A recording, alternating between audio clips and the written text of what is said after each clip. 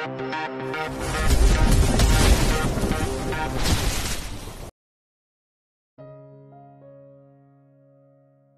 25. Istri kontrak Sang CEO. Selamat datang di kediaman keluarga Alvarendra. Tuan Abian menyambut hangat kedatangan 3 tamu pentingnya. Mata Sinta dan Sofia masih sibuk melihat ke sekelilingnya di mana rumah itu memiliki jalan yang cukup panjang dari arah gerbang menuju ke rumah. Di tengah-tengah halaman terdapat kolam air mancur yang dihiasi dengan lampu-lampu di sekelilingnya. Wah, ternyata suaminya Arumi benar-benar seorang konglomerat. Ini sih lebih kaya dari keluarga Prayoga. Tidak sia-sia aku membantu membesarkan anak itu dari usia 10 tahun, batin Sinta. Sementara itu, Shirley terus mengingat-ingat di mana dia pernah melihat wajah 2 wanita itu, hingga lintasan ingatan beberapa hari lalu kembali muncul di benaknya. Mereka si OKB itu kan ya? Mata Shirley melebar, sedetik kemudian dia menoleh ke arah Bara yang sedang menyalami ayah Arumi. Mantu yang dimaksud wanita itu berarti si Bara. Ya ampun Bar, punya dosa apa kamu sampai punya mama mertua rempong seperti ini? Kenalkan, ini anak kedua saya, tantenya Bara. Namanya Shirley. Shirley menganggukkan kepalanya sembari tersenyum tipis saat sang ayah memperkenalkan dirinya pada keluarga Arumi. Sofia nampak terkejut melihat wajah Shirley. Ingatannya masih cukup jelas untuk mengingat wajah wanita yang sedang berdiri di samping Tuan Abian. Ma, bisik Sofia sambil memegangi tangan sang mama kuat-kuat. Apa sih Sof? Sinta ikut berbisik sambil menyenggol lengan putrinya. Berbeda dengan Sofia, Sinta sama sekali tidak mengingat siapa Shirley. Wanita itu sibuk mengagumi keindahan rumah itu dan membayangkan bagaimana jika dia tinggal di rumah semewah dan semegah itu. Mari, silahkan masuk. Tak ingin berlama-lama di teras rumah, Tuan Abian mempersilahkan ketiga tamunya untuk masuk. Shirley menarik tangan Bara dan memintanya untuk berbicara sebentar setelah para tamu itu sudah masuk ke dalam rumah berasa ayahnya dan Arumi. Ada apa sih Tan? Bar, itu mama sama kakaknya Arumi. Kamu yakin? Bukan tanpa alasan Shirley bertanya seperti itu, meskipun Arumi sudah pernah cerita jika ibu kandungnya sudah meninggal dan dia tinggal bersama mama dan kakak tirinya. Namun selama ini Shirley pikir jika mama dan kakak tirinya itu juga memiliki sikap lembut seperti Arumi, tapi nyatanya malah berbanding 180 derajat dari yang dia pikirkan. Yakinlah, memang kenapa sih Tan? Tanya Bara sembari menaikkan satu alisnya. Shirley menghela nafas panjang.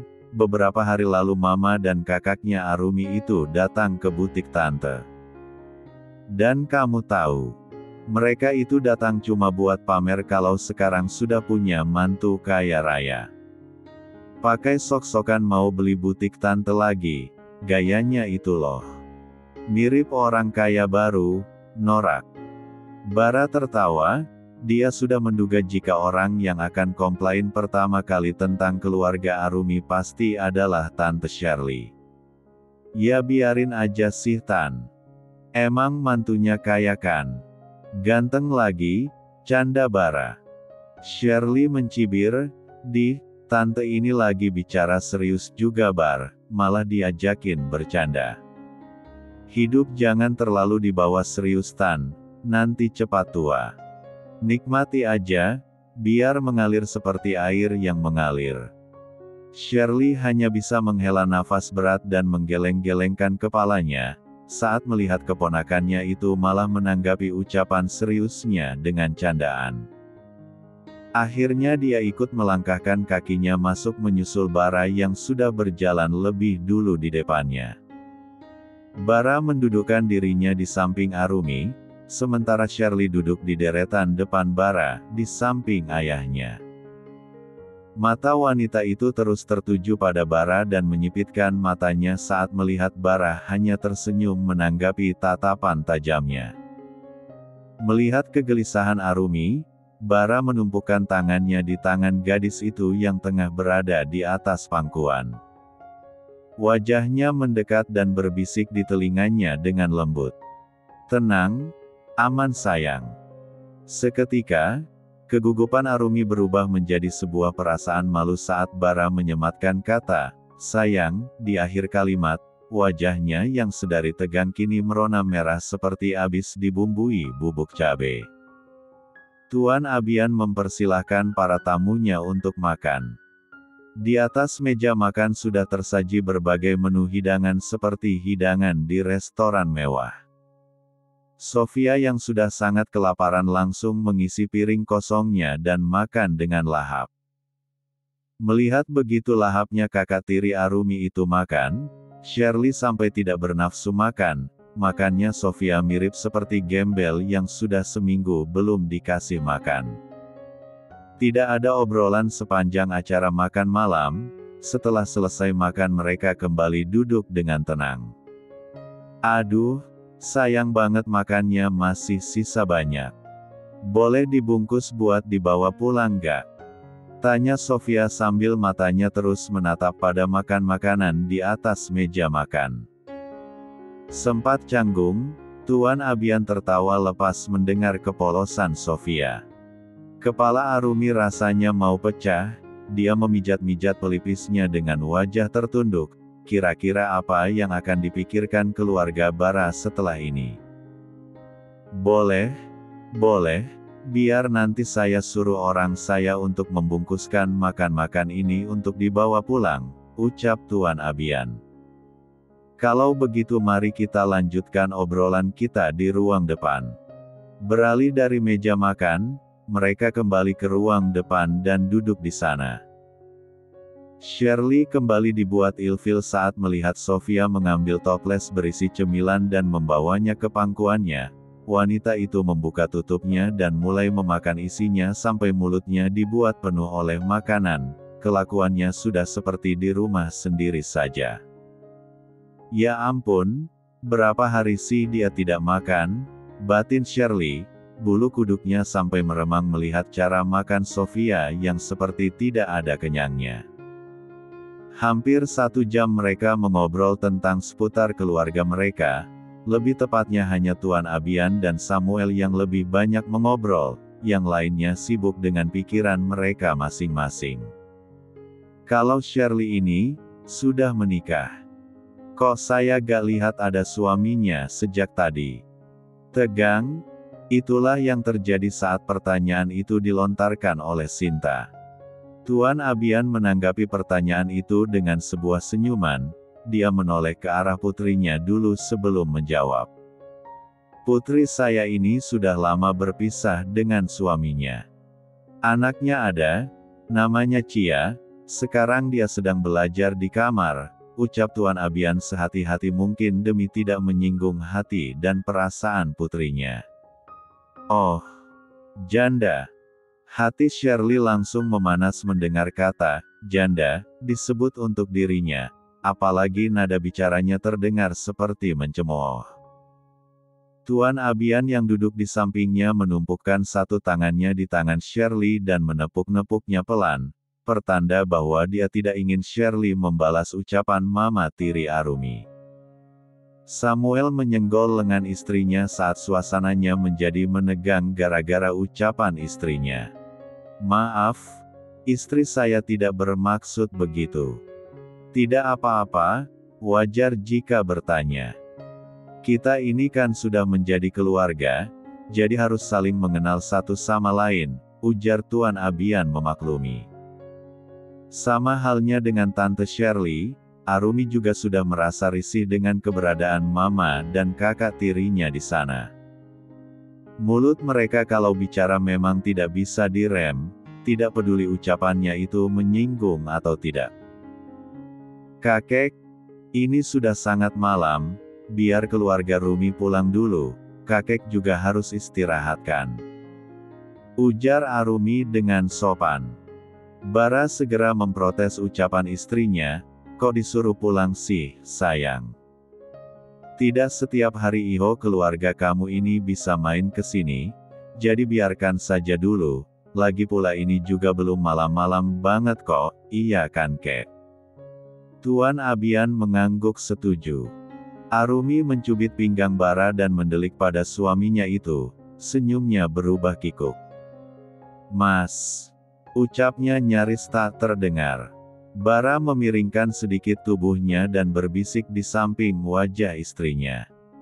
Biarin aja dulu Rum, jarang-jarang loh lihat Tante Shirley mode gawat begini, ucapnya sembari melirik ke arah Shirley yang sedang memberikan tatapan permusuhan padanya. Bab 26. Setelah makan siang, Arumi masuk ke dalam kamarnya dan mendudukkan dirinya di depan cermin. Dia meraih ponselnya dari atas meja dan mengusap layarnya. Beberapa temannya sudah mengirimkan pesan padanya. Mereka mengirimkan foto dan video pernikahan Randi dan Delia yang terjadi hari ini di kediaman keluarga Prayoga. Rencananya acara itu memang akan berlanjut nanti malam di sebuah gedung yang sudah dipesan oleh keluarga Randi.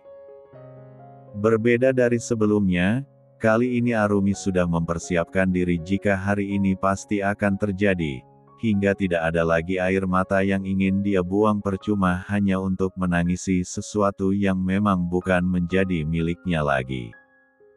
Meski tidak munafik, rasa sakit itu pasti masihlah ada walaupun sedikit. Tok, tok, tok. Suara ketukan pintu mengalihkan perhatian Arumi dari layar ponselnya. Dia kembali meletakkan ponselnya di atas meja dan bergegas bangun untuk membukakan pintu. Maaf non ganggu, di depan ada Mas Roy, katanya mau jemput non, ucap Mbak Mirna. Oh iya Mbak. Suruh tungguin sebentar, saya mau siap-siap dulu, jawab Arumi. Arumi kembali masuk hanya untuk memasukkan ponselnya ke dalam tas. Siang ini Bara memang sengaja menyuruh asisten Roy untuk menjemput Arumi dan membawa istrinya itu datang ke butik Tante Shirley. Bara ingin Tante Shirley mendandani Arumi secantik mungkin, karena malam ini mereka akan datang ke acara resepsi pernikahan Randi dan Delia. Mbak, nanti tolong bilangin sama kakek kalau Rumi sudah berangkat ya. Ucap Arumi saat sudah berdiri di samping mobil. Baik non, nanti saya sampaikan ke Tuan Besar, jawab Mbak Mirna disertai anggukan. Setelah Arumi naik ke dalam mobil, asisten Roy menyusul masuk dan duduk di kursi pengemudi. Pria itu melajukan mobilnya meninggalkan kediaman rumah Alvarendra menuju ke butik Shirley yang jaraknya memakan waktu setengah jam dari rumah. Sesampainya di butik, asisten Roy langsung membawa Arumi masuk begitu turun dari mobil. Nampak Shirley sudah menunggu di dalam sembari menyedekapkan kedua tangannya di dada. Sebenarnya Shirley sangat malas untuk membantu Bara karena dia masih kesal pada keponakannya itu gara-gara kejadian saat keluarga Arumi datang berkunjung ke rumah waktu itu. Namun Bara menjanjikan akan memberikan tas limited edition keluaran terbaru sehingga mau tidak mau Shirley luluh juga.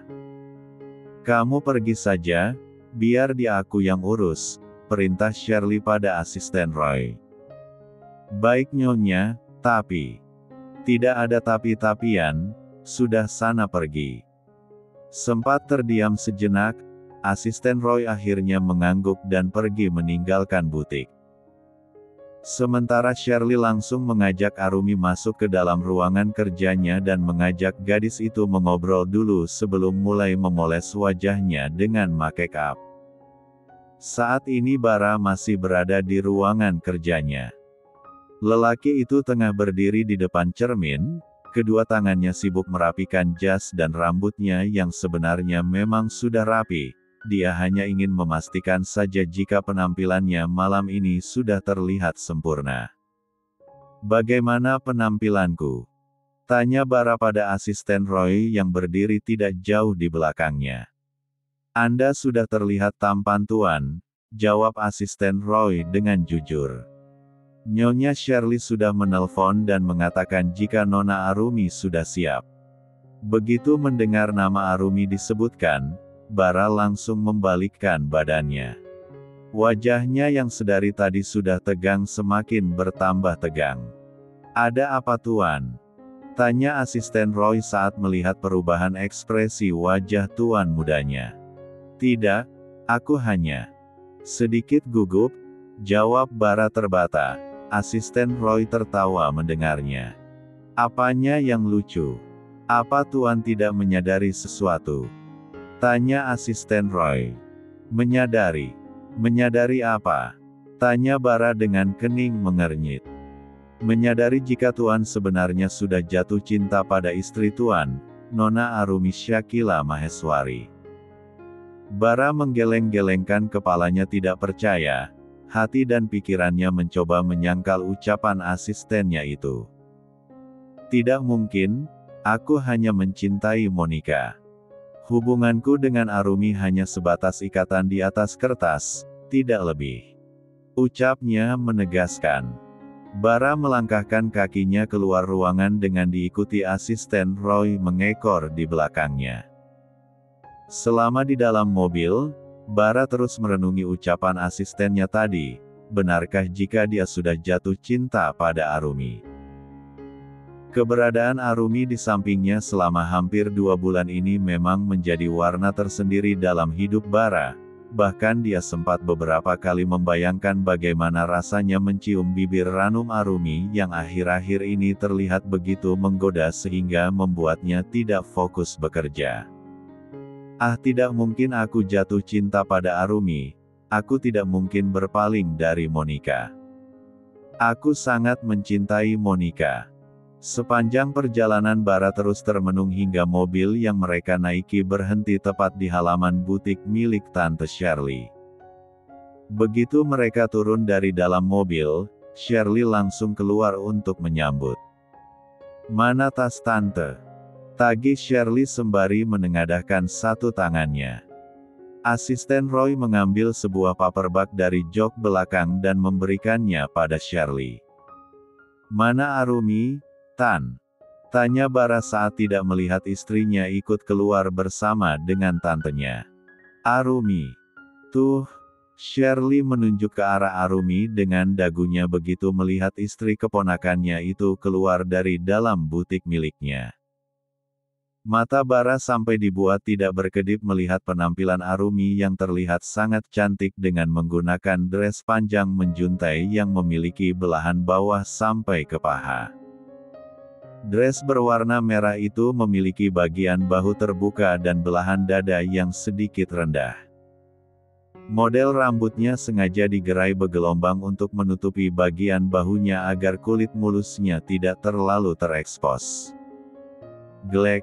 Bara menelan salivanya kasar, jantungnya terpompa sangat cepat. Arumi mengayunkan kakinya mendekat dan berdiri tepat di hadapan Bara. Mas. Iya Rum. Kamu sudah siap? Sudah Mas. Kalau begitu ayo kita berangkat. Bara menoleh ke arah Shirley. Thanks Tante cantik. Muji cantik kalau ada maunya doang. Cibir Shirley, namun cibiran itu hanya sebatas candaan, karena dia dan keponakannya itu memang sudah biasa bercanda seperti itu. Arumi masuk ke dalam mobil lebih dulu kemudian disusul oleh Bara yang duduk di sampingnya. Sampai mobil melaju keduanya masih nampak diam, hanya sesekali Bara menoleh ke arah Arumi dan dalam hatinya terus memuji kecantikan gadis itu. Hampir 1 jam perjalanan mobil yang mereka naiki sudah sampai di tempat tujuan, asisten Roy membantu membukakan pintu mobil. Bara keluar dari mobil lebih dulu, kemudian dia mengulurkan tangannya yang langsung disambut oleh Arumi. Jangan gugup, ada aku di sampingmu, ucap Bara. Iya Mas, Jawab Arumi dengan sebuah senyuman di wajah. Di dalam gedung, ruangan itu sudah dipenuhi oleh banyaknya para tamu undangan. Bara membawa Arumi untuk duduk terlebih dahulu di deretan bangku paling depan sebelum nanti mereka maju untuk memberikan selamat pada pengantin baru yang sedang sibuk berfoto dengan para tamu undangan secara bergantian. Randi yang baru selesai diajak berfoto menatap ke arah Arumi yang duduk di depan sana. Wajah gadis itu nampak tenang dan tidak terlihat sedih sedikitpun. Sebenarnya bukan Arumi tidak merasa sedih ataupun terluka, dia hanya mencoba menutupi perasaan itu dengan senyuman di wajah. Terlebih ada Bara di sampingnya yang tidak melepaskan genggaman tangannya barang sedikitpun. Ayo kita maju dan beri selamat, ajak Bara. Arumi mengangguk setuju. Keduanya berjalan naik ke panggung pelaminan saat para tamu undangan yang lain sudah turun.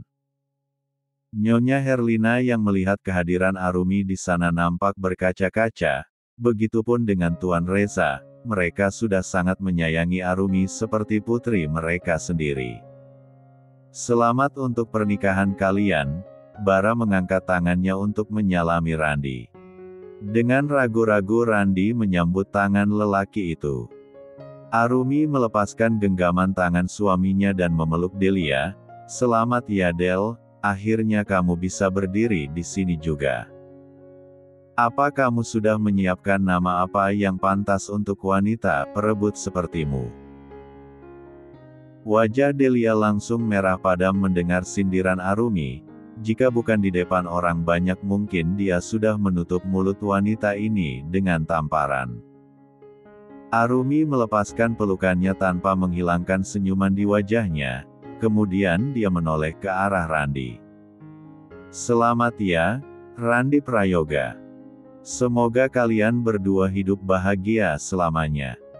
Sayangnya ucapan selamat itu bagaikan belati yang menusuk hati Randi karena terlontar dari bibir gadis yang masih sangat dia cintai itu. Bibirnya begitu keluh sampai tidak bisa menjawab ucapan selamat Arumi padanya. Bara meraih pinggang Arumi dan mengajaknya untuk turun. Setelah memastikan Arumi kembali duduk di bangkunya, Bara kembali naik ke atas panggung pengantin dan berdiri menghadap ke arah para tamu undangan dengan satu tangannya dimasukkan ke dalam saku celananya. Mohon perhatian semuanya, ucap Bara dengan suara terdengar keras. Satu persatu perhatian semua orang kini mulai tertuju padanya. Arumi yang melihatnya sampai dibuat bingung dengan apa yang akan dilakukan oleh suaminya itu di atas sana. Bara tersenyum, dia menoleh ke belakang, ke arah Randi dan Delia. Sebelumnya saya ingin mengucapkan selamat untuk pengantin baru yang berdiri di hadapan saya ini. Selamat untuk kalian berdua, semoga selalu hidup bahagia. Hening. Semua mata fokus menatap ke arah Bara. Arumi yang duduk di bawah merasakan jantungnya mulai tidak tenang. Pandangan Bara kembali menatap lurus ke depan, menatap para tamu undangan sebelum akhirnya berhenti di wajah Arumi yang nampak begitu tegang. Selain ucapan selamat untuk pengantin, saya juga ingin mengucapkan selamat ulang tahun untuk istri saya tercinta, Arumi Syakila Maheswari. Suasana kembali ramai saat terdengar riuh tepuk tangan dari para tamu undangan. Perlahan, Bara melangkahkan kakinya turun ke bawah dan kembali berdiri di hadapan Arumi. Dengan ragu-ragu gadis itu pun berdiri dan menatap mata Bara. Fokus para tamu undangan kini teralihkan pada mereka berdua. Selamat ulang tahun, sayang. Aku mencintai kamu. Bara meraih pinggang Arumi dan membawa tubuh istrinya itu mendekat. Keduanya saling terdiam dan saling menatap lekat tanpa memperdulikan sekelilingnya.